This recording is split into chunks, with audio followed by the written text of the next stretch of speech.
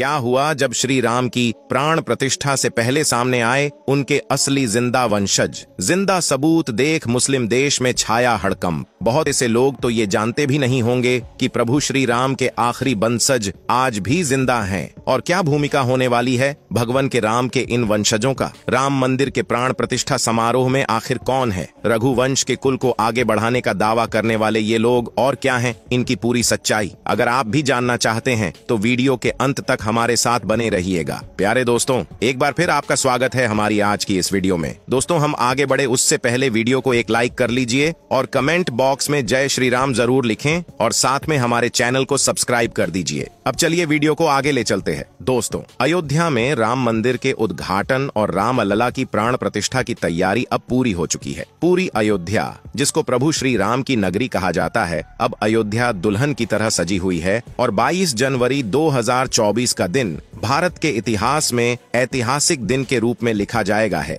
ऐसे में भारत के माननीय प्रधानमंत्री जी से लेकर बड़ी बड़ी हस्तियों को इस महान समारोह का साक्षी बनने के लिए आमंत्रित किया गया है। लेकिन अयोध्या के राजा और प्रभु श्री राम जब सालों बाद अपनी नगरी में लौट रहे हैं तो ऐसे में उनके वंशजों का फिर से अस्तित्व में आना और राम लल्ला की प्राण प्रतिष्ठा में अपनी भागीदारी निभाना बहुत जरूरी हो जाता है। दोस्तों, आपको बता देते हैं कि श्री राम रघुवंशी थे। इस वंश की जड्ढें इक्ष्वाकु और सूर्य वंश से जुड़ी रही हैं। तो आज के समय में कलयुग में यह वंश आखिर कहां है और कैसे बदलते युगों के साथ इस वंश का विस्तार हुआ है, चलिए ये भी जान लेते हैं। दोस्तों, हिंदू धर्म के पौराणिक महाकाव्य रामायण में बताया गया है कि जब श्री राम ने वनवास से लौटने के बाद एक धोबी के कहने पर अपनी पत्नी माता सीता का त्याग किया था तो माता सीता वाल्मीकि जी के आश्रम में जाकर रहने लगी। वहां उन्हें लव और कुश नाम के पुत्र प्राप्त हुए। लेकिन माता सीता के वियोग के बाद भी श्री राम ने कभी दूसरा विवाह नहीं किया और मर्यादा पुरुषोत्तम बने रहे। और जब लव और कुश को अपने पिता श्री राम के बारे में पता चला तो माता सीता ने धरती में समाधि ले ली। इसके बाद श्री राम ने लगभग 1100 सालों से ज्यादा तक अयोध्या पर राज्य किया और उसके बाद अपने पुत्रों और अपने भाइयों के पुत्रों को सारा राज सौंपकर खुद जल समाधि ले ली। और श्री राम के बाद उनके पुत्र लव और कुश ने इस वंश को आगे बढ़ाया। समाधि लेने से पहले श्री राम ने कुश को दक्षिण कोसल, कुशस्थली और अयोध्या राज्य सौंपा। वहीं लव को पंजाब का राज्य सौंपा गया और लव ने लाहौर को अपनी राजधानी बनाया। इनके अलावा श्री राम के भाई भरत के 2 पुत्र पुष्कर और ताकर्ष थे।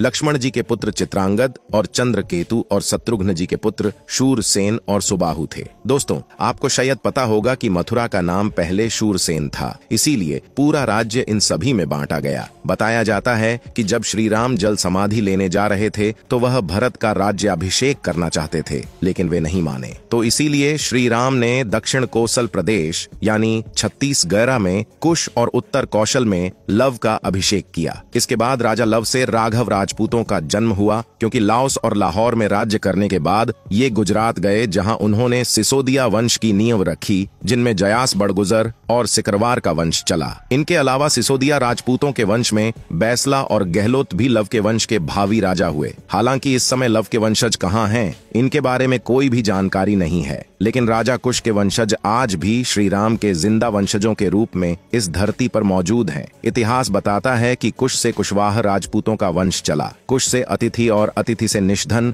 निषधन से नर, फिर नर से नभ हुए और यह वंश आगे बढ़ते बढ़ते महाभारत काल तक पहुंच गया, जहां कुश की 50वीं पीढ़ी में शल्य पैदा हुए, जो महाभारत युद्ध में कौरवों की ओर से लड़ रहे थे। माना जाता है कि जो लोग खुद को शाक्यवंशी कहते हैं वे भी श्री राम के वंशज हैं। राजा कुश ने अपना राज्य पूर्व की तरफ फैलाया था और आज भी माना जाता है कि थाईलैंड के राजा श्री राम के वंशज ही थे। तभी तो आज भी थाईलैंड में रामायण को पूरा महत्व दिया जाता है और यहाँ के राजा को राम की उपाधि देने का चलन है। तो इससे साबित होता है कि वर्तमान में जो सिसोदिया, कुशवाहा, मौर्य, शाक्य और गहलोत को मिलाकर जो राजपूत वंश हैं, वे सभी भगवान प्रभु श्री राम के वंशज हैं। इसके अलावा अगर आप हिंदू पुराण के पन्ने पलटेंगे तो पता चलेगा कि पुराण में लव और कुश के वंशजों के अलावा 30 और सूर्यवंश कुल के राजा पैदा हुए, जिनमें एक गौतम बुद्ध भी है। इसीलिए आज भी बौद्ध धर्म को मानने वाले लोग रामायण को पूरा सम्मान देते हैं और खुद को हिंदू कहते हैं। लेकिन अब सवाल ये उठता है कि क्या वर्तमान समय में भी श्री राम के वंशज मौजूद हैं, और हजारों साल पहले श्री राम के वंशजों के इतिहास का सवाल फिर क्यों उठाया गया। तो आपको बता दें कि 2019 में जब श्री राम मंदिर मामले की सुनवाई हुई, उस दौरान सुप्रीम कोर्ट में श्री राम के वंशजों के बारे में प्रश्न उठाया गया था। फिर जब अयोध्या में श्री राम मंदिर की नींव रखी गई तो ये मांग की गई कि क्या आज भी श्री राम के कोई वंशज धरती पर जिंदा है। तब जयपुर के राजघराने से कुछ लोग सामने आए और उन्होंने अयोध्या में राम मंदिर को लेकर अदालत में चल रही सुनवाई के दौरान गवाही दी। आपको बता दें कि जयपुर राजघराने के पूर्व महाराजा भवानी सिंह की बेटी दिया कुमारी ने सार्वजनिक तौर पर कुछ सबूत पेश किए थे, जिससे पता चलता है कि यह परिवार भगवान राम के बड़े बेटे कुश की वंशावली में आता है। वह कुशवाहा वंश के वंशज हैं। दिया कुमारी पूर्व राजकुमारी और राजस्थान के राजसमंद से मौजूदा भाजपा सांसद रह चुकी है। उन्होंने अदालत में एक पत्रावली दिखाई जिसमें भगवान श्री राम के वंश के सभी पूर्वजों का नाम क्रमवार दर्ज है। इसी में 289वें वंशज के रूप में सवाई जय सिंह और 307वें वंशज के रूप में महाराजा भवानी सिंह का नाम लिखा है। वहीं जयपुर राजघराने की महारानी पद्मिनी और उनके परिवार के लोग भी श्री राम के पुत्र कुश के वंशज ही हैं। महारानी पद्मिनी ने एक अंग्रेजी चैनल को दिए जवाब में कहा था कि उनके पति भवानी सिंह कुश के 307वें वंशज थे। तो अब जब श्री राम लल्ला की प्राण प्रतिष्ठा होने वाली है और राम मंदिर के उद्घाटन का समय नजदीक आता जा रहा है, तो श्री राम के वंशज एक बार फिर सामने आए हैं। हमारे हिंदू धर्म में परिवार के सदस्य जब भी कोई शुभ काम करते हैं तो पूरा परिवार एक साथ उसकी खुशियां मनाता है। उसी तरह जब राम लल्ला इतने संघर्ष के बाद, पूरे 500 सालों के इंतजार के बाद अयोध्या वापस आ रहे हैं, तो अब श्री राम के वंशज भी उसमें अपनी भागीदारी देना चाहते हैं, जिसके लिए ये लोग श्री राम को समर्पित सरयू तट पर 2121 कुंडीय श्री राम महायज्ञ करने वाले हैं। बताया जा रहा है कि इस महायज्ञ में अलग अलग राज्य के करीब 11,000 रघुवंशी आहुति डालेंगे। इस महायज्ञ के लिए सरयू नदी पर 60 एकड़ की जमीन पर हवन कुंड और टेंट सिटी बनाए जा रहे हैं। यज्ञ कराने के लिए बनारस से एक प्रधान आचार्य और 1100 सहायक आचार्यों को आमंत्रित किया गया है। साथ ही नेपाल के 21,000 से भी ज्यादा पंडित भी इस महायज्ञ में शामिल होने वाले हैं। सिटी पैलेस जयपुर पायेथी खाना में 9 दस्तावेज और 2 नक्शों में भी अयोध्या के जयसिंहपुरा और राम जन्म स्थान पर सवाई जय सिंह के अधिकार होने के सबूत मौजूद है, जो बताते हैं कि अयोध्या पर सालों पहले जयपुर के कुशवाहा वंश का अधिकार था। तो दोस्तों,